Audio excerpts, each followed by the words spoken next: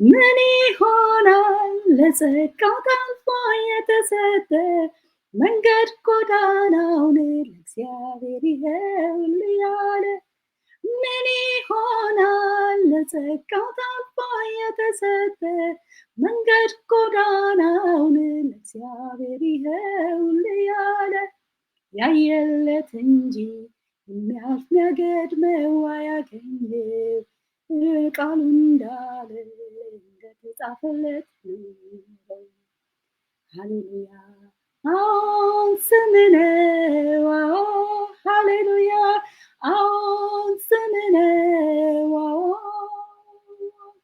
አዎን ስምህ ነው።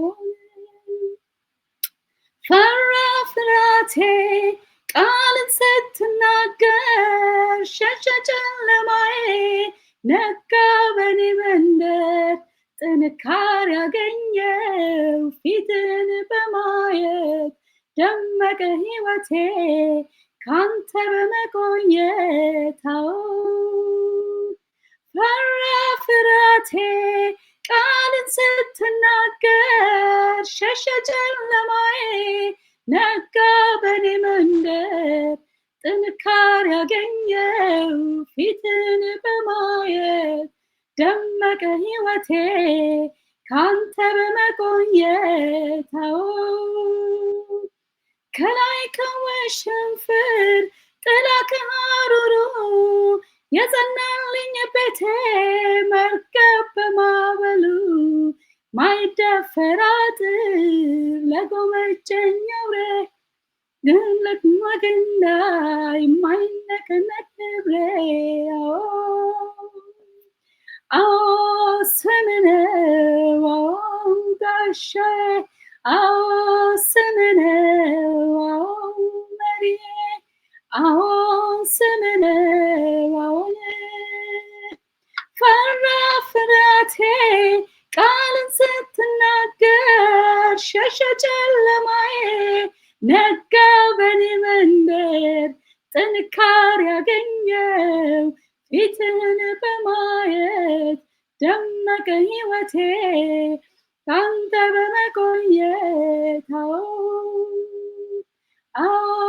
ስምህ ነው መካሪዬ ስምህ ነው ማምለጫዬ ስምህ ነው ሞገሴ ስምህ ነው ምን ይሆናል ለጸጋው ታልፎ የተሰጠ መንገድ ጎዳናውን ለእግዚአብሔር ይኸውል ያለ ምን ይሆናል ለጸጋው ታልፎ የተሰጠ መንገድ ጎዳናውን ለእግዚአብሔር ይኸውል ያለ ያየለት እንጂ የሚያልፍ የሚያገድመው አያገኘው ቃሉ እንዳለ እንደተጻፈለት ነው የሚኖረው። ሃሌሉያ ቃሉ እንዳለው እንደተጻፈለት ነው የሚኖረው። ሃሌሉያ ምን ይሆናል ለጸጋው ታልፎ የተሰጠ መንገድ ጎዳናውን ለእግዚአብሔር ይኸውል ያለ ምን ይሆናል ለጸጋው ታልፎ የተሰጠ መንገድ ጎዳናውን ለእግዚአብሔር ይኸውል ያለ ያየለት እንጂ የሚያልፍ የሚያገድመው አያገኘው ቃሉ እንዳለ እንደተጻፈለት ነው። ሀሳብ ይዤ መጥቻለሁ። ያችን ሀሳብ እንነጋገርባታለን። መጀመሪያው ላይ ያያችሁትን ቪዲዮ እንግዲህ በደንብ ከውስጡ መልእክቱን ታገኙታላችሁ ብዬ አስባለሁ። ዛሬ ርዕሴ አትውረዱ ነው። አትውረዱ፣ ዝቅ እንዳትሉ፣ በፍጹም እንዳትወርዱ፣ ደግሞ እንዳትዋረዱ። ይሄ ነው መልእክቴ ዛሬ ከተማርኩት ነው ፕሮግራሜ፣ ደግሞ ቅምሻም ነው ፕሮግራሜ። ሁለቱንም ነው ዛሬ አቀናጅቼ ይዤ የመጣሁት። እንዳትወርዱ ደግሞ እንዳትዋረዱ። የት ካላችሁኝ በጠላቶቻችሁ ፊት እንዳትወርዱ ደግሞ እንዳትዋረዱ። እንዴ ምን ነካሽ ዝቅ በማለት ነው እኮ ማሸነፍ የሚቻለው ልትሉኝ ትችላላችሁ። እኔ የማወራው እሱን አይነት ዝቅታ አይደለም።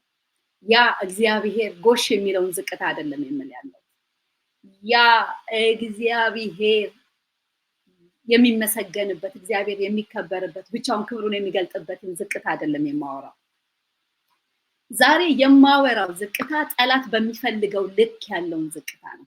ጠላት ጎትቶ ሊያወርደን የሚፈልገው ልክ አለ። ጠላት ጎትቶ አውርዶ ማዋረድ የሚፈልግበት ልክ ጥግ አለ። እኔም ማውራው ያለሁት በጠላት ልብ ውስጥ፣ በጠላት እቅድ ውስጥ፣ በጠላት ልብ ውስጥ፣ ሐሳብ ውስጥ፣ ፕሮግራም ውስጥ ያለውን ዝቅታና መዋረድ ነው።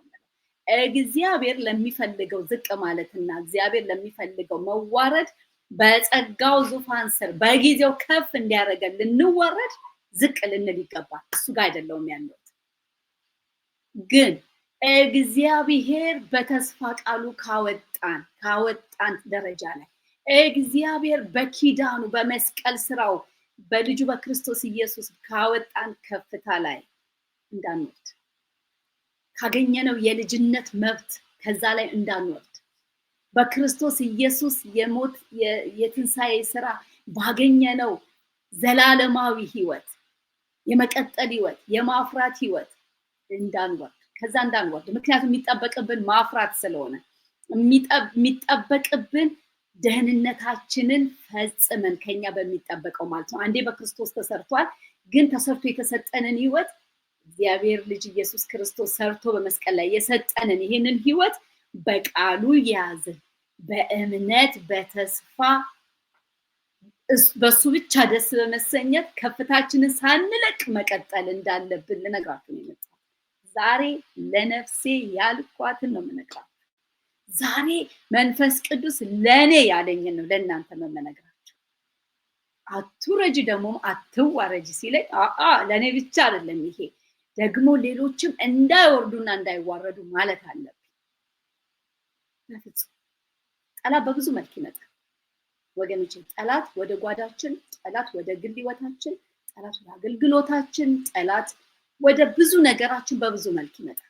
ጤንነታችንን በመንካት ይመጣል፣ ፋይናንሳችንን በመንካት ይመጣል፣ ግንኙነቶቻችንን በመንካት ይመጣል፣ ልጆቻችንን በመንካት ይመጣል፣ ትዳራችንን በመንካት ይመጣል፣ ማህበራዊ ኑሯችንን በመንካት ይመጣል። በብዙ ተስፋ ሊያስቆ እንደ ሀገር ይመጣል፣ ኢኮኖሚ በመንካት ይመጣል፣ ፖለቲካውን በመነቅነቅ ይመጣል። በጣም በብዙ በመንግስታት ይመጣል፣ በብዙ መልክ ይመጣል። የሚመጡ ነገሮች በሙሉ ደግሞ ተስፋችን በክርስቶስ ኢየሱስ ያለው ማንነት እሱ ብቻ አይደለም። እሱ ዘላለማዊ ነው፣ በክርስቶስ ያገኘነው። በዚህ ዓለም ደግሞ በዚህ ምድር ስንኖር ደግሞ ቁጥር ለማሟል ዛሬ አንዲት ከመወዳት እህቴ ጋር ነበርና ምን አለችኝ? ልቤን ደስ የሚያሰኘው አሜን። እኔም ሁሌ ለራሴ ልቤ ሲንቀጠቀጥብኝ ሲንሰፈሰፍብኝ እምነግራታለሁ። እኔ እኮ እናትና አባቴ ስለተጋቡ አልመጣሁም እላለሁ። የቤተሰቡን የልጅ ቁጥር ለመሙላት አይደለም ብቻ የመጣሁት። ለቤተሰቦቼ ደስታ ሆኛለሁ ኦፍኮርስ እኔ ስወለድ፣ ግን ያንን ብቻ ፈጽሜ ላልፍ አልመጣሁም። በኢትዮጵያ ምድር ላይ ትውልድ ሲጨመር ቁጥር ሆኜ ልቀር አልመጣሁም እል ነበርና ዛሬ ባሪዶራ ከተማ በምትኖሪበት ከተማ ቁጥር ብቻውን እንድታልፊ አይደለም የመጣሽው ስትለኝ በጣም ልቤ ሞቀው፣ ደስ አለኝ። ልቤ ሞቀው ስላችሁ ኢሞሽን አይደለም ማውራት፣ በመንፈስ ዓለም ነው ማውራችሁ። በጣም ደስ አለኝ። እግዚአብሔር ይመስገን። ታዲያ ጠላት ከዚህ ማንነታችን ሊያወርደንም ሊያዋርደንም ይፈልጋል። የሚገርም ነው። ገብቶን የምንኖረው ኑሮ እግዚአብሔር ተናግሮ ለዛ ዓላማ ስንኖር እንቆይና የሚመጣባቸው መንገዶች ብዙ ናቸው። እንዳልኳችሁ ነው። ሰዎች ሊረዱንና ሊያቁልን ከሚችሉት ነገር ጀምረው ትላልቅ ከሚባሉ ሰዎች አይተው ዋው ይሄ ባይሆንባት ኖሮ ብለው የሚሉት የሚያዝኑልን ሊረዱን አጠገባችን ሊቆሙበት የሚችሉ ነገሮች ጀምሮ ማንም ሰው ደግሞ የማያውቀው እኛና ነገሩ ብቻ ዲል የምናደርገው ነገር ጠላት ያዘጋጃል። ዓላማው ግን አንድና አንድ ነው። ጠላት እኛን ለመስራት ያንን አያደርግም። እኛን ቀርጾ ለማሳመር፣ እኛን ቀርጾ ውበት ለመስጠት፣ ውስጣችን ያለውን ነገር አሳምሮ ለማውጣት ጠላት ያንን አያደርግም። ሊያወርደንና ሊያዋርደን ያንን የሚያደርግ እግዚአብሔር አምላክ ለዘላለም እቅዱን በኢየሱስ ክርስቶስ ስምና ስልጣን ያፍርሰው። በሐሳብ የሚጠቀመው በተለያየ መንገድ ተጠቅሞ ውስጣችንን የሚይዘው ኑሯችን ላይ የሚመጣው ትዳር ላይ የሚመጣው ልጆች አካባቢ ላይ የሚመጣው ስራችን አካባቢ ላይ የሚመጣው አገልግሎት አካባቢ ላይ የሚመጣው እንደ አገር የሚመጣው በጌታ በኢየሱስ ክርስቶስ ስምና ስልጣን ስራው ለዘላለም የፈረሰ ይሁን። እኔ ከዚህ ጸሎት ጋር አሜን ነው ማለት አሜን ደግሞ ብያለሁ። ዛሬ ያልወረደ ግን በእግዚአብሔር ሐሳብና እቅድ ደግሞ በውስጡ ያለውን እግዚአብሔር ከማይጠበቅበት ቦታ ጠርቶ ለንግስና የቀባውን ያንን ቅባት ጠብቆ ለመሄድ አክሽን የወሰደ ሰው መጽሐፍ ቅዱሳችን አለ። በጣም ዲቴል እኔ ብዙ መጽሐፍ ቅዱሱን ተንትኜ አልላችሁም፣ እናንተ በብዙ ታውቁታላችሁ። ይሁንና ግን በጣም ስለገረመኝ ጠላት እንዴት እንደማይተኛ የማይተኛው ደግሞ በጣም የሚገርማችሁ እግዚአብሔር በእናንተ ላይ በእኔ ላይ ካስቀመጠው ዓላማ የተነሳ የመጀመሪያው ደግሞ የእግዚአብሔር ልጆች ከመሆናችን የተነሳ አድራሻ ከመቀየራችን የተነሳ ኪንግደም ጥለን ወደ እግዚአብሔር ኪንግደም ከመግባታችን የተነሳ አለቃችንን ስለቀየርን መሪያችንን ስለቀየርን የመጀመሪያው ሰይጣን በኤደን ገነት መጥቶ ከሰው ልጅ የነጠቀውንና ያሳጣውን ደግሞ ያመጣውን የዘላለም ሞት በክርስቶስ ኢየሱስ መሻሩን አምነን ወደዛ ወደ መጀመሪያው ፖዚሽናችን መምጣታችንን ሰይጣን ስለሚያውቀው በፍጹም እንድንቀጥል በፍጹም እየጨመርን እንድንሄድ በፍጹም ሳንወርድ እንድንቀጥል አይፈልግም። ሊያቀዘቅዝ ትልቁ ዓላማው ባይዘዌ ሰይጣን እኛን ከአገልግሎት ማቆም አይደለም። ምክንያቱም ሰዎች ያለ እግዚአብሔር ማገልገል ይችላሉ፣ በቲፎዞ ማገልገል ይችላሉ፣ እንችላለን። እውነቴን ነው የምለው። በየትኛውም መስክ በእግዚአብሔር መንግስት ላይ እየሮጥን ያለን ሰዎች እግዚአብሔር አይኖቻችንን ካላበራው በቀር አገልግሎት ማለት ምን ማለት እንደሆነ ገብቶን እስካልሄድን ድረስ ከምንም በላይ ደግሞ የእግዚአብሔር መንፈስ እያደመጠን እስካልሄድን ድረስ በእግዚአብሔር ቤት ውስጥ ረጅም ዘመን አገልግሎት የሚመስል እግዚአብሔር ግን የማያውቀው ሰዎች ግን በብዙ ፓሚሉለትን አገልግሎት ማገልገል ይቻላል። ስለዚህ እንደውም ሰይጣን በዚህ ሸውዶ የሰዎችን እድሜ ይበላል፣ የሰዎችን ዘመን ይበላል። ግን ትልቁ ዓላማ የጠላት እኛን አገልግሎት ማስቆም አይደለም። ምክንያቱም በየትኛው ውስጥ እንደምንም ሆነን ተልከስክሰን ካለፍን አረረም መረረ የጠላት አጀንዳ በህይወታችን እስከተፈጸመ ድረስ ከጥሪያችን ጋር ከእግዚአብሔር ሐሳብ እቅድ ጋር አልተገናኘንም። ስለዚህ ጠላት ጎሉን መጥቷል። ስለዚህ እሱ አይደለም የጠላት ዓላማው አገልግሎት ማስቆም አይደለም፣ ሩጫ ማስቆም አይደለም፣ አክቲቪቲ ማስቆም አይደለም። የመጀመሪያው ያው ጠላትነታችን ከቀየርነው አድራሻ የተነሳ የመጣ ነው።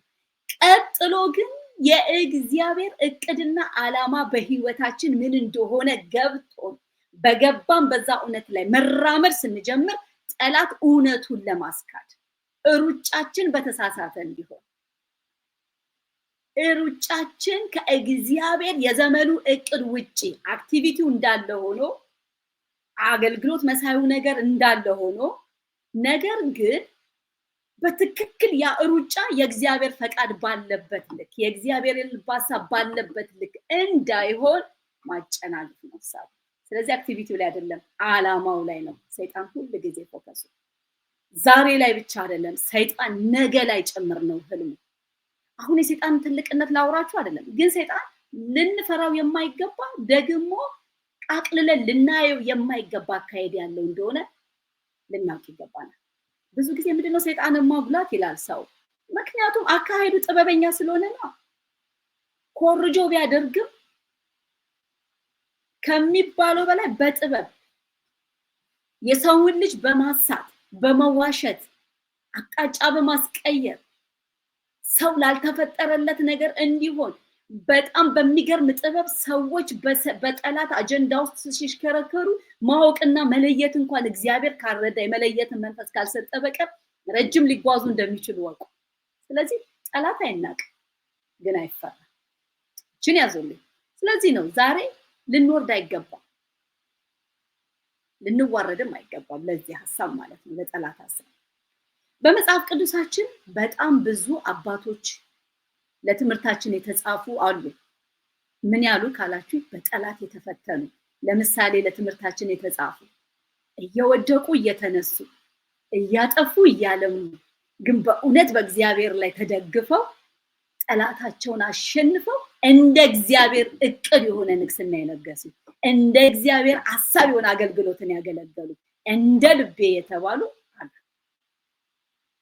ከነዛ መካከል ዛሬ እንደ ልቤ የተባለውን ዳዊትን ነው የምናየው። ብዙ አልናገርም ብያቸዋለሁ። ክፍሉን እኔ እነግራቸዋለሁ። እናንተ እግዚአብሔር በውስጣችሁ እንዳስቀመጠው ጸጋ ተንትኑት፣ አስተምሩበት፣ ስበኩበት። እናፍቃለሁ ያንን ማየት ነው። ደግሞ በአንደኛ ሳሙኤል ቀዳማዊ ምዕራፍ 19 ከአንድ ጀምሬ ረጅም ነው፣ ክፍሉን አየዋለሁ። ጠላት እንዴት እየደጋገመ እንደሚያንኳኳ ወገኖቼ፣ በክርስቶስ ያገኘነው ልጅነትና እንደ እግዚአብሔር ሐሳብ የሆነውን ጥሪያችንን አውቀን ስንሄድ የሚመጡ ፈተናዎች ይለያሉ።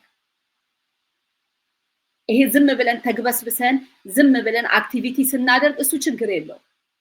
እዛ ውስጥ ገጠመኝ የምንለውን ፈተና ኢቭን በእግዚአብሔር መንፈስና በእግዚአብሔር ቃል ስንመዝነው ሚዛን አይደፋም።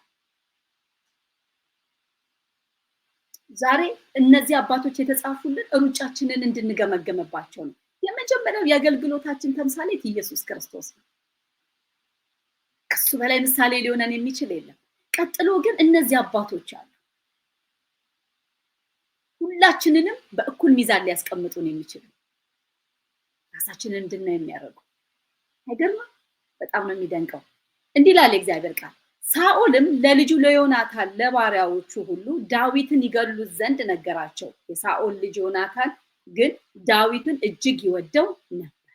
እግዚአብሔር ቅሬታዎች አሉት፣ ባይዘው የሱ የሆኑትን የሚያስመልጥበት፣ ለሱ የሆኑት መጽናናትን የሚያደርግበት ቅሬታዎች አሉ። ቅሬታዎች ባይዘው ብዙ አይደሉም። ቅሬታዎች ብዙ አይደሉም። የሆነ ሺህ ህዝብ መካከል የምናገኘው ቅሬታ ጥቂት ነው። ድምጽ እንኳን መሆን የሚችሉ አይደሉም።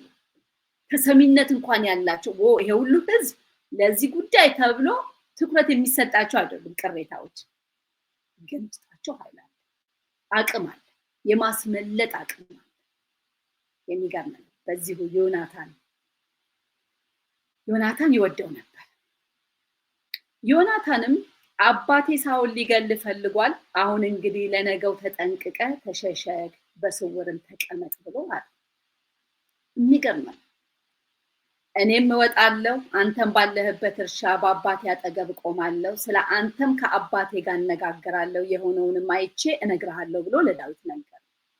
ዮናታን የአባቱን ለሳኦል እርሱ አልበደለህምና ስራውን በአንተ እጅግ መልካም ሆኗልና ንጉሥ ባሪያውን ዳዊትን አይበድለው፣ ነፍሱንም በእጁ ጥሎ ፍልስጤማዊን ገደለ። እግዚአብሔር ለእስራኤል ሁሉ ታላቅ መድኃኒት አደረገ። አንተም አይተህ ደስ አለ፣ በከንቱ ዳዊትን በመግደል ስለምን በንጹህ ደም ላይ ትበድላለህ ብሎ ስለ ዳዊት መልካም ተናገረ። ሳኦልም ዮናታንን ቃል ሰማ።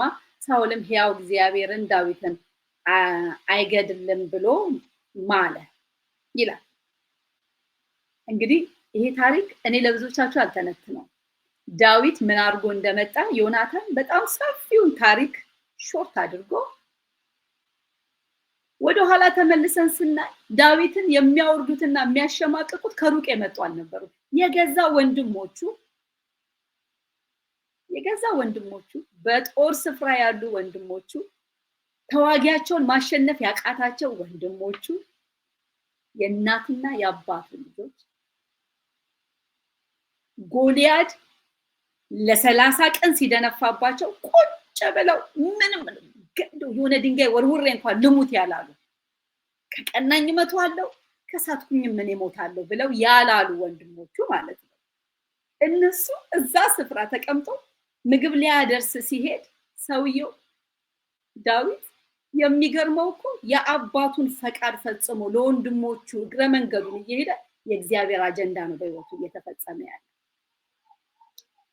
ዝም ብሎ የሚደፍር አይደለም።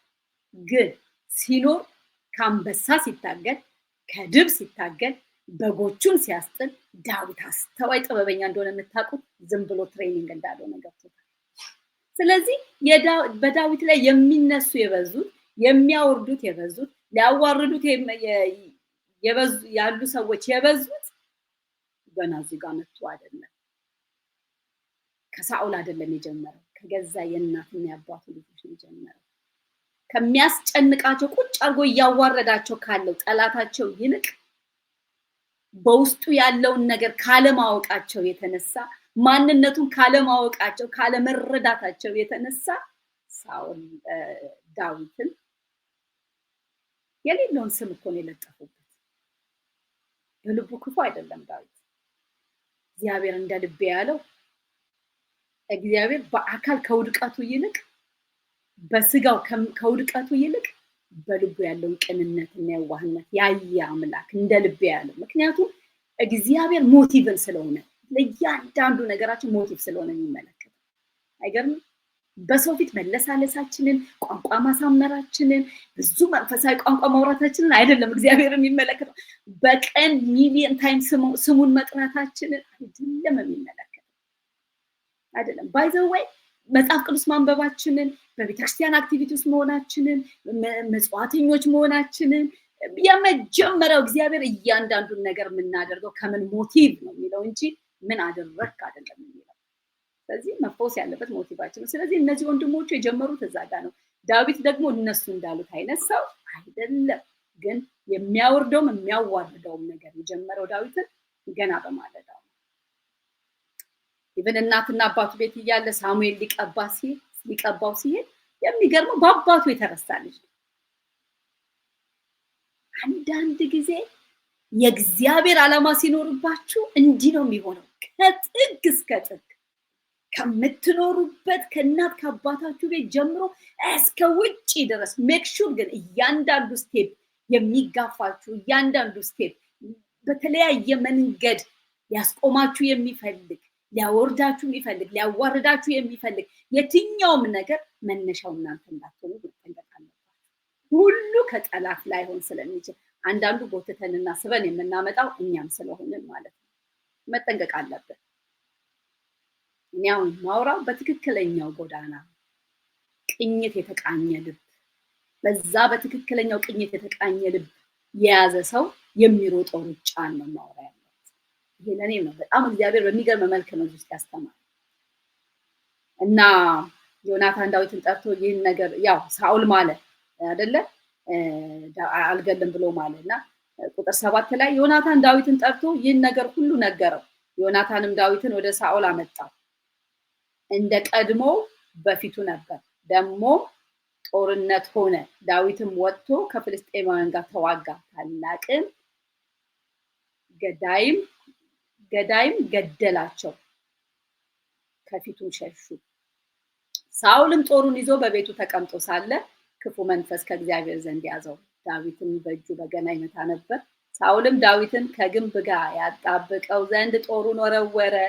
ዳዊትም ከሳኦል ፊት ዘወር አለ፣ ጦሩንም በግንቡ ውስጥ ተተከለ። በዚያም ሌሊት ዳዊት ሸሽቶ አመለጠ። የማለ ንጉስ ተዋግቶ ያሸነፈ ዳዊት ግዛቱን አስጠብቆለት የሳኦልን ጠላቶች ፍልስጤም እግዚአብሔር ጠላት ነው ስንል የህዝቡ ጠላት ስለሆነ ነው። ስለዚህ ይሄንን ንጉስ ተዋግቶ አሸንፎለት ሰላም እንዲሆንለት ያደረገውን ዳዊትን አልገድም አይሞትም ብሎ የማለው ንጉስ ክፉ መንፈስ ስላገኘ ጦር ወረወረበት። ለምን? ሊያወርደው፣ ሊያዋርደው፣ ሊገለው። ዳዊት ሸሸ። ስለዚህ ሸሻል ማለት ነው። ላለ መውረድም ላለ መዋረድም ይሸሻል። ጠላት ከሚያመጣው ክፉ ሳቤ ይሸሻል። ወደ እግዚአብሔር ቃል ዘወር በማለት መሸሽ ስለሚቻል ከእግዚአብሔር ጋር በመሆን ስለሚሸሽ በጸሎት በተለያየ ምክር በተለያየ ሐሳብ ወደሚያግዙን ሰዎች ዞር በማለት ነገራችንን በማደስ ይሸሻል። ጠላት እንዳያወርደን እንዳያዋርድ። እሱ ብቻ አይደለም፣ ጠላት የሚሰራው በሰዎችም ነው። ስለዚህ እንዲህ አይነት እሳቤና ሐሳብ ይዘው ከሚመጡ ቀስት ከሚወረውሩ ይሸሻል።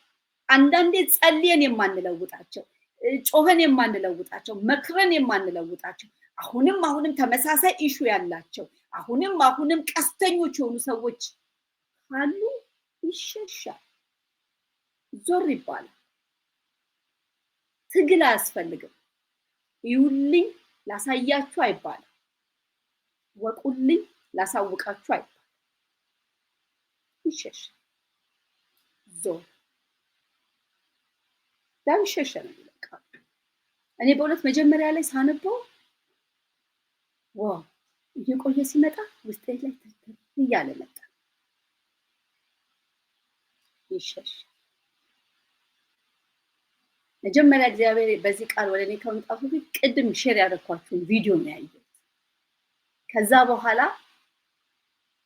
መጽሐፍ ቅዱስ አነብ ስለነበረ በጊዜው ላይ ማለት ነው፣ በቀኑ ላይ ይሄን ቪዲዮ ሳየው መልእክቱ ገባኝ። ጠላት ሁል ጊዜ ለማውረድ አይተኛም። ከምን ከፍታ ማለት ምን ማለት ነው? በጣም ፕሊዝ በስጋ ያለን ከፍታ ብቻ እንዳታስቡ። እኔ ከስጋ ከፍታ በፊት እኔ መንፈስ ከፍታ ነው ማለት። ለምን ካላችሁ ሰው በመንፈስ ከፍታ ላይ ከፍ ብሎ ከቀረ ከስጋው ከፍታ አይጎድም። መጀመሪያ የእግዚአብሔር መንግስትና ጽድቅ ነው የሚቀድመው። በዚህ መንግስትና ጽድቅ ከፍታ ውስጥ ካለ በምድር ላይ ያለ ነገር በሙሉ ምናልባት እየቆጠርነው እየመነዘርነው ያለ ብለን ሴቭ እያደረግነው ላንኖር እንችላለን። ግን ምንም እየታዘዘ መሆን ያለበት መሆኑ የማይቀር። እኔ ይሄንን አላምንም። በነገራችን ላይ ክርስቲያን በጣም ተቸግሮ ጎስቁሎ በቃ በመንፈሳዊ ዓለም ከተሳካለ በምድሩ ምናምን እያልኩ ይሄ የማይሆን አይነት ነገር አላምንም። ምክንያቱም ምሳሌ ላይ ይላል በጣም ኖሮኝ ጠግቤ እንዳልበድል፣ አጥቼ ደህይቼ ሰርቄ እንዳላሳዝን። ምን ማለት ነው? የሚያስፈልገኝን የዕለት እንጀራዬን ስጠኝ። ስለዚህ ሰው በእለት የሚያስፈልገውን ለማድረግ መባረክ እንዳለበት አምናለሁ ልላችሁ ነው። የእግዚአብሔር ቃልም ይለናል። ግን አሁን ጠላት ከመንፈሳዊው ዓለም ነው። ምክንያቱም እኛን ከመንፈሳዊ ከፍታ ላይ ካወረደን ከሁሉ ነገር ሊያወርደን ይችላል። ለምን በሉኝ፣ በምድር ከመንፈሳዊ ዓለም ወርደን በምድር ላይ የሚያስፈልጉ ነገሮች ቢሞሉልን እመኑኝ እርካታ፣ ሰላም፣ ደስታ ስለማይኖረን ከንቱ ነው የሚሆነው። ያው ከንቱ ነው። ይሄ ደግሞ ያለ ክርስቶስ የተባረኩ ሰዎችን ጠጋ ብላችሁ ብታዩዋቸው እርካታ ለመጨመር እንዴት ረፍት እንደሚያጡ ያላችሁ አልበቃም። ጠጋ ብላችሁ የማውራት እድል ብታገኙ ደግሞ ትሰሙታላችሁ። ስለዚህ ሁል ጊዜ በጌታ ደስ ይበላችሁ፣ ደግሜ እላለሁ ደስ ይበላችሁ ሲል ምን ማለት ነው? ምንም ነገር ቢመጣም ቢቀርም የማይናወጥ ደስታ እሱን ከያዘ አንደኛ ከምንም አንጎል፣ ሁለተኛ ምንም ቢጎል ደግሞ ደስታችን እዛ ላይ ተመሰረተ ስላልሆነ ይቀጥላል። ስለዚህ ጠላት ማውረድኛን የሚፈልገው ከእንደዚህ አይነቱ መረዳታችን ነው። ለምን እዚህ መረዳታችን ላይ ስንሉ ጥሪያችንን አውቀን ነው የምንኖረው። ለጥሪያችን ነው የምንኖረው። ወደ ግራም ወደ ቀኝም አንልም። የተሰጠንን እናመነጅጋለን። እዛ ላይ ደግሞ እንጸናለን። ለኢያሱ እንደተባለለት መዝሙር 1 ላይ እንደሚናገረው በጊዜው ማለጊዜውን እንደሚያፈራ በውሃ ዳር እንደተተከለች በጊዜዋ ፍሬዋን እንደምትሰጠዋል እንደዛች ዛፍ ማለት ነው። ስለዚህ እዚህ ጋር ሳኦል ምን አለ? ከድል በኋላ ሊያወርደው አልገልህም ብሎ ከማለለትና በዛ መሐላ ዳዊት አምኖ ወደፊት ሊቀጥል ባለበት ሰዓት ጦሩን ወረወረ። እግዚአብሔር እልፍ ያደርጋል ጌታ። በጣም የሚገርማችሁ ነገር በእግዚአብሔር ሐሳብ ውስጥ ስንሆን ከጠላት የሚመጣውን መወርወር እግዚአብሔር እልፍ ያደርገውና ግንቡ ላይ እንዲሰካ ያደርገዋል። እልፍ ያደርጋል። እኛን እልፍ አድርጎ መሰካት ያለበት ቦታ ሄዶ እንዲሰካ፣ መውደቅ ያለበት ቦታ ሄዶ እንዲወድቅ ያደርጋል። መሸሸ ጥበብ ያስፈልጋል። ዳዊት ጥበበኛ ነው። ሸሸ ነው የሚለው። በቃ ሸሽቶም አመለጠ።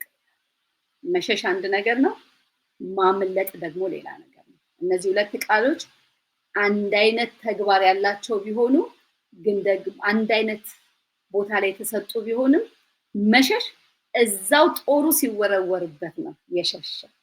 ሰምቶ እንዳልሰማ ነው፣ አይቶ እንዳላየ መሆን። ስፔሻሊ ይሄ በራስ ላይ የሚሆን ነገር ነው። ከዛ በኋላ ደግሞ አስተውሎ ዞር ማለት፣ ማምለጥ፣ መሸሽ።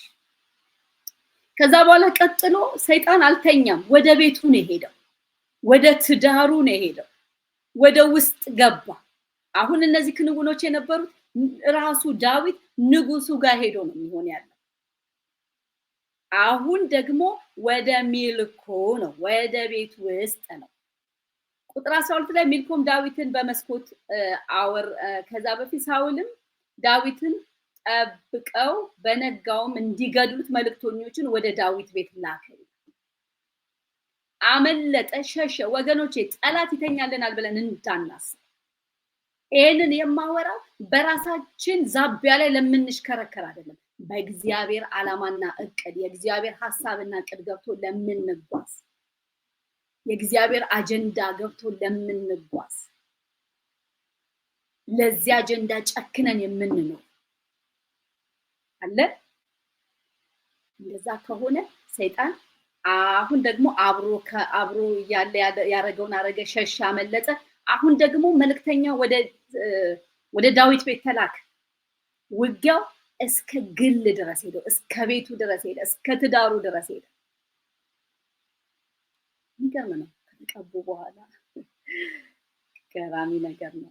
እና ሳኦልም ዳዊትን ጠብቀው በነጋው እንዲገድሉት መልእክተኞችን ወደ ዳዊት ቤት ላከ። ሚስቱ ሜልኮል በዚህች ሌሊት ነፍስን ካላዳን ነገ ትገደላለህ ብላ ነገረችው። ሜልኮልም ዳዊትን በመስኮት አወረደችው። ሄደም ሸሽቶም አመለጠ። የሚገርም ነው። ከንጉሱ ፊት ሸሸ፣ አመለጠ። አሁን ደግሞ ከገዛ ቤቱ ሸሸ፣ አመለጠ። ሜልኮልም በተራፊም ወስዳ ባልጋ ላይ አኖረችው። በራስጌው ጉንጉን የፍየል ጠጉር አደረገች፣ በልብስም ከደነችው። ሳኦልም ዳዊትን እንዲያመጡት መልእክተኞች ላከ። እሷም ታሟል አለቻቸው። አይችልም፣ መራመድ አይችልም፣ ታሟል። ምን ማለት ነው? የሚገደል ማንነትም የለው፣ በቃ ታሟል፣ ተይዟል አለች። እሱ ሸሽቷል፣ አምልጧል። ሳኦልም እገድለው ዘንድ ዳዊትን ከናልጋው አምጡልኝ። ጠላት ወገኖቼ እስከ ጥግ ድረስ ጨካኝ ነው። ጉዳዩ ዳዊት የማንም ልጅ ስለሆነ አይደለም፣ ምንም ስለሆነ አይደለም። በሱ ላይ ያለው የእግዚአብሔር ቅባት እስከምን እንደሆነ ጠላት ገብቶታል። ውጊያው ከተሰጠው ማንነቱ አንጻር ነው፣ ከተጠራው ጥሪ አንጻር ነው። እግዚአብሔር ከሚፈልገው በከፍለጋው አንጻር ነው። እግዚአብሔር ሊመነዝረው ካለው ዓላማ አንጻር ነው። ዳዊት ለእግዚአብሔር ካለው ልብ አንጻር እግዚአብሔር ዳዊትን አገኘሁት እንደ ልቤ ነው ሲል እንደ ልቦ ነው። ስለዚህ ጠላት ይህንን አውቆታል። ሰው ተቀብቶ በንግስና ተቀብቶ ዙፋን ይወርሳል እንጂ እንዴት ይሰደዳል? አንዳንድ ጊዜ ግራ የሚገቡን ነገሮች የሉ። ምንድነው እየሆነ ያለው? ምን አድርጌ ነው የምንለው ነገር የለም። ምንድነው ሰልፉ በዚህ በዛ የምንለው ነገር የለም። ምንድነው በውስጥ በውጪ በቤት በጤናዬ ምንድነው ጉዳዩ? ጠላት እኔ ላይ ቀስቱን የገተረበት ምንድነው? በኑሮ በስራ በልጆች በትዳር በዚህ በዛ የምንለው ነገር፣ በማህበራዊ ኑሮ ምንድነው ጉዳዩ የምንለው ነገር የለም። አጀንዳው ነው፣ ዓላማው ነው። ግን እኔ አንድ ነገር በጣም እንድናስተውል የምፈልገው ያደግኩት እኔ በእግዚአብሔር ቤት አይደል፣ አንዳንድ መንፈሳዊ ነገር እየሰማችሁት ያደጋችሁት አለና እየገባችሁ ሲመጣ የተሳሳተ እንደሆነ የሚገባችኋል። እያንዳንዱን ፈተና ወስደን በጠላት አናመክ። አሁን እኔ የምናገር ያለሁት እኛ አካሄዳችንን ከእግዚአብሔር ጋር ያደረግን ሰዎች የእግዚአብሔር ጥሪ ለገባን እኔ ጭምር እያንዳንዱ ፈተናዬን እመረምረዋለሁ። እያንዳንዷን ቁስቆሳ እመረምራታለሁ። እያንዳንዱን ቀስቶች እመረምራቸዋለሁ። እኔ ያመጣኋቸው ናቸው ወይስ ጠላት እኔ ካለኝ ከእግዚአብሔር ጋር ጉዞ ከዓላማዬ ገብቶኝ ከሚሄደው መንገድ የተነሳ ይመጣል? ይሄ በጣም ወሳኝ ነገር ነው። ለምን ቢባል እንደኛ እንደ ወንጌል አማኝ አመካኝ ስለሌለ የሚያመካኝ ትክክለኛውን አካሄድ ሳንሄድ ትክክለኛውን የልብ ትህትና ሳይኖረን መሰጠት ሳይኖረን ትክክለኛው ፍቅር ሳይኖረን ትክክለኛው እግዚአብሔር ጎሽ የሚለው ህይወት ሳይኖረን በተለያየ መንገድ የሚመጣውን ቀስት ከጠላት ጋር እናያይዘዋለን። አይደለም። እኛም ካራክተራችንን ነው ማየት ያለብን። የኛም ባህሪ ነው ማየት ያለብን። የኛን የልብ ውስጣችን ላይ ያለው ማንነት ነው ማየት ያለብን እንጂ ሰልፍ ሲበዛ በዙሪያችን ያሉ ወገኖች ተነሱብኝም ብንል በስራዬ ቦታ ተነሱብኝ ብንል ብቻ በአንድም በሌላ በዚህ በዛ ብለን የምንላቸው ነገሮች ከአካሄዳችን ከእግዚአብሔር ጋር ከመሆኑ የተነሳ እግዚአብሔር ሲመለከተው እንደ ልቤ የሚልበት እንደዛ አይነት ነው ወይንስ ከኛ ከራሳችን ከካራክተራችን የተነሳ እኛ ራሳችን መርጠን ከምንሄደው ከባህሪያችን የተነሳ ከኛ ከውስጥ በትክክል ካልተለወጠ ማንነታችን ረጅም ዓመት በእግዚአብሔር በሚኖረን ሊሆን ይችላል። ካልተለወጠው ማንነታችን ከኛ ትዕቢት ከኛ ኩራት የተነሳ እግዚአብሔር ከሚጠላው ማንነት የተነሳ ከሆነ እሱ መፈተሽ አለበት። እኛ መጣን እኮ ግን እንደ ዳዊት በትክክል ከእግዚአብሔር ጋር እየተጓዘ በታላቅ ትህትና እግዚአብሔር ልቡን ሲመረምር ደስ በሚሰኝበት ማንነት እየተመላለሰ ጦርነቱ እስከ ቤቱ ቀጠለ። ደግሞ ለእንዲህ አይነቱ ጦርነት እግዚአብሔር ዊዝደም አለው፣ ራሱ ጥበብ አለው፣ መውጫ አለው።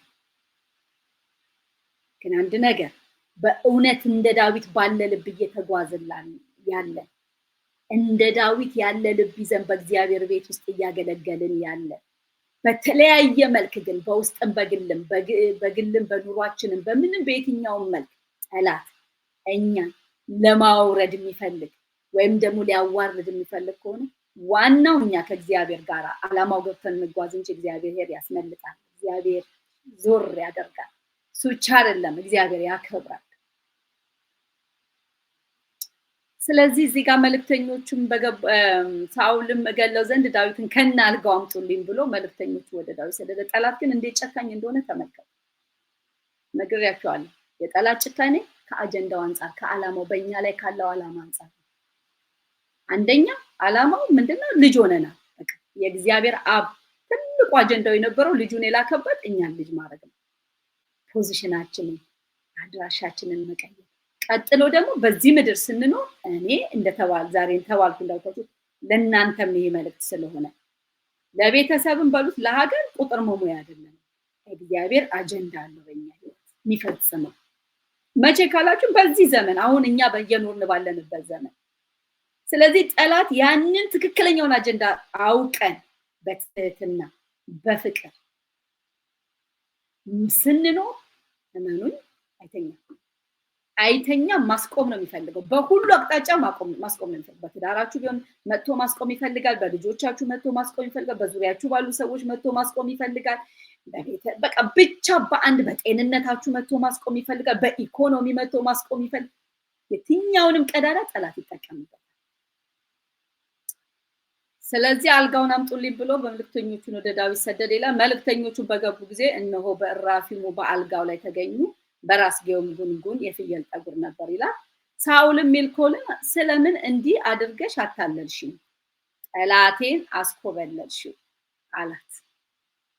ሜልኮልም ለሳውል እርሱ አውጥተሽ ስደጂኝ አለዚያም እገልሻለሁ አለኝ ብላ መለሰችለት። ዳዊትም ሸሽቶ አመለጠ። ወደ አርማቴምም ወደ ሳሙኤል መጣ። ሳውልም ያደረገበትን ሁሉ ነገረው። እርሱና ሳሙኤል ሄዱ፣ በነዋትራ ዘመን ተቀመጡ ይላል። ሃሌሉያ እግዚአብሔር ስሙ ይባል። በእውነት በእንዲህ አይነት መንፈስ በትህትና በፍቅር እግዚአብሔርን በመፍራት እግዚአብሔርን በመፈለግ ጠላት እያሳደደን ካለ እግዚአብሔር ማረፊያን ያዘጋጃል። እሱ ብቻ አይደለም የእረፍት ሰዎች ብቻ ለምንሆነው ማረፊያ ብቻ ደግሞ አይደለም የሚያዘጋጅልን፣ ፍሬ ከኛ ይወጣል፣ ኃይል ከኛ ይወጣል። ከዛ በኋላ ያለውን ክፍል ዝቅ እያልን ስናነበው ዳዊትን ያለበትን ፈልጋችሁ ይዛችሁልኝ አምጡ ተብለው ዳዊትን ለመግደል ይዘው እንዲመጡ የተላኩ በሙሉ በመንፈስ ቅዱስ እየተሞሉ የሚገርም ነገር ይሆናል።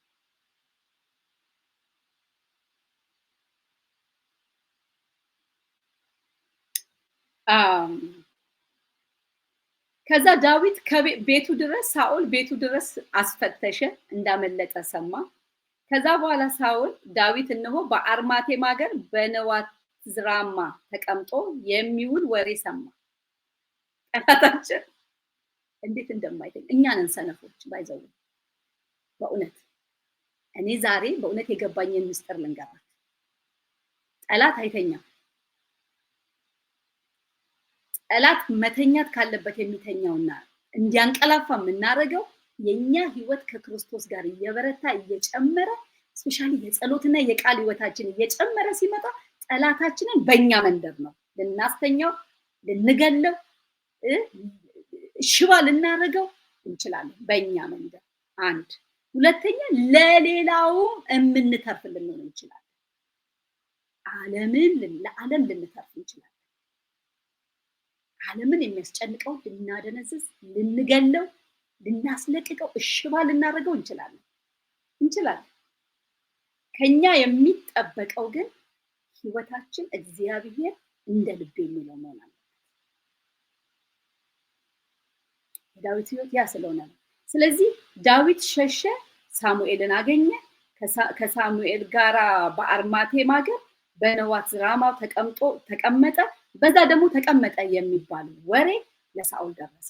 ከዛ በኋላ ሳኦል ዳዊትን ያመጡለት ዘንድ መልእክተኞችን ሰደደ። የነቢያቱ ጉባኤ ትንቢት ሲናገሩ ሳሙኤል አለቃቸው ሆኖ ሲቆም ባዩ ጊዜ የእግዚአብሔር መንፈስ በሳኦል መልእክተኞች ላይ ወረደ። እነርሱ ምን ይላል? ትንቢት ተናገሩ፣ ያስታጥቁ ጀመር። ለክፋት የሚመጡትን ሰዎች በእግዚአብሔር መንፈስ እንዲማረኩ ያደርጉ ጀመር። እነዚህ ሰዎች እኮ የጠላት መልእክተኛ እንዲሆኑ አልነበረም እግዚአብሔር እስትንፋስ በውስጣቸው ያስቀመጠው። በምድር ላይ የተቀመጡት የእግዚአብሔርን ዓላማ አጀንዳ ገብቷቸው እነዚህም ሰዎች ሰው ሁሉ እግዚአብሔር ሐሳቡ የእግዚአብሔር አብ ዓላማ ገብቶት እንዲኖር እንጂ የጠላት መጠቀሚያ እንዲሆን አይደለም። የሰው ልጅ በአጠቃላይ ለምን ካላችሁ ኢየሱስ ክርስቶስ እግዚአብሔር አብ ዓለምን እንዲሁ ስለወደደ አንድ ልጁን ሰጠ ይላል። ዓለምን እንዲሁ ወዶ አንድ ልጁን ከሰጠ በዓለም ያለ ሁሉ እንዲተርፍ የእግዚአብሔር ፈቃድ። በዓለም ላይ ሁሉ ወደዚህ ምድር ላይ የመጣው የሰው ልጅ የእግዚአብሔር አጀንዳ ገብቶት ይኖር ዘንድ ለእግዚአብሔር አጀንዳ ተሰጥቶ ይኖር ዘንድ የእግዚአብሔርን ዓላማ ያስፈጽም ዘንድ የእግዚአብሔር በጎ ፈቃድ፣ ሰው በጎ ፈቃድ ስለሌለው እንጂ። ስለዚህ ትንቢት ተናገሩ። ባይዘው ይሄንን ልቤን ነው የሚያናውጠው፣ ሆነ ደስ ነው የሚለኝ። ከዛ ሳኦልም ያንን በሰማ ጊዜ ሌሎች መልእክተኞችን ሰደደ። ጠላታችን ይሰማል በእውነት። እነርሱም ደግሞ ትንቢት ተናገሩ። ሳኦልም እንደገና ሶስተኛ ጊዜ መልእክተኞች ሰደደ። እነርሱም ደግሞ ትንቢት ተናገሩ። ወገኔ ዳዊት ሊበቀላቸው አልተነሳም።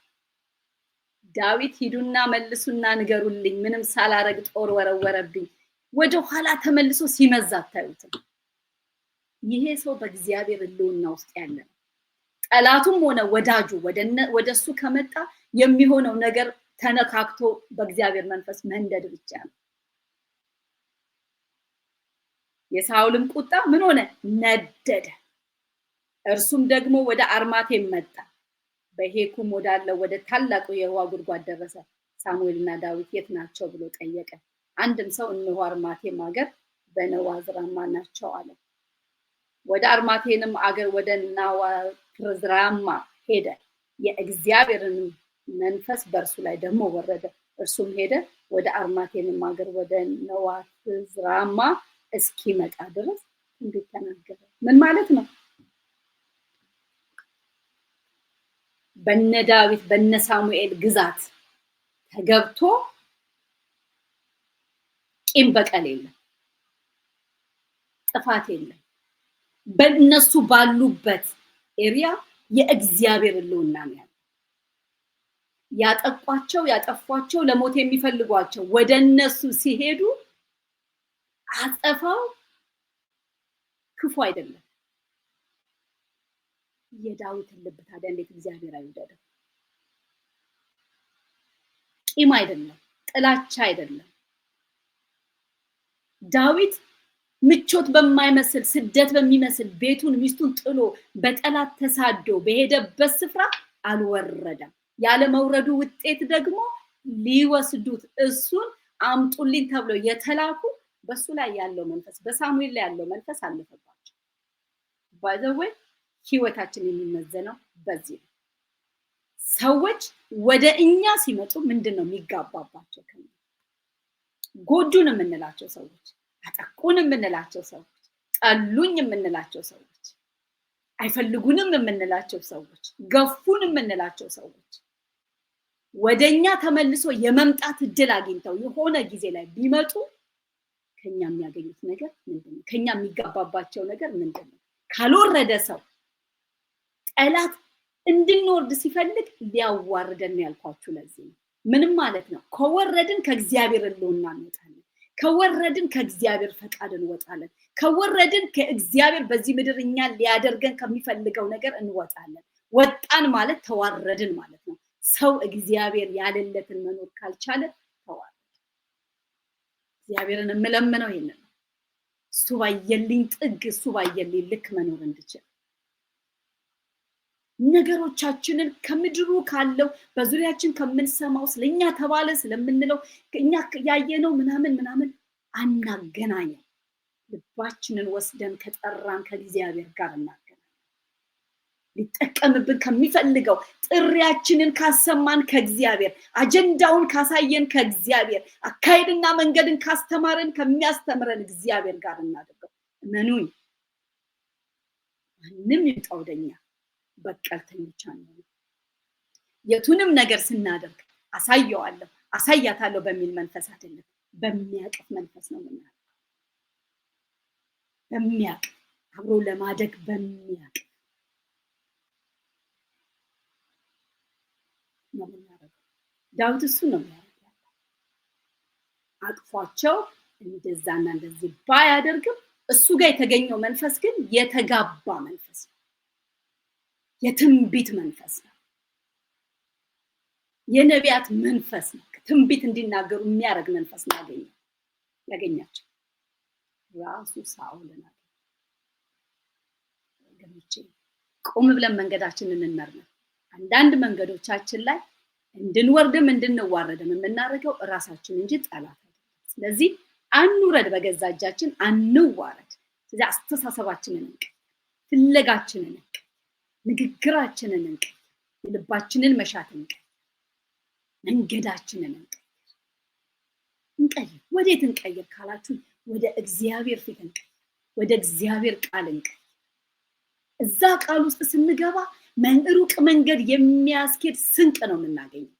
ከእኛ ፍላጎት እንወጣለን፣ ከኛ ድካም እንወጣለን። እቺ ረቂቅ ብቻዋን በጣም ብዙ አጥፊ፣ ብዙ ደካማ፣ ብዙ የሚደቅ የሚበላሽ ነገር ያላት ሴት ናት። እውነቴን ነው። በእግዚአብሔር ቃል ውስጥ ብርታት አግኝቼ ግን በእግዚአብሔር ቃል ውስጥ ስገኝ እሱ ብርቱ የሆነው እሱ በኔ ታላቅ ነገር እንደሚያደርግ አይቻለሁ፣ አያለሁ። እሱ ነው። ግን እችኛዋ ሰነፍ ናት፣ ደካማ ናት። የሚያወርዳት አያስፈልጋትም። ራሷ ትወርዳለች፣ ትዋረዳለች። ራሷ ማንም አያስፈልገኝም። ራሴ ለመውረድም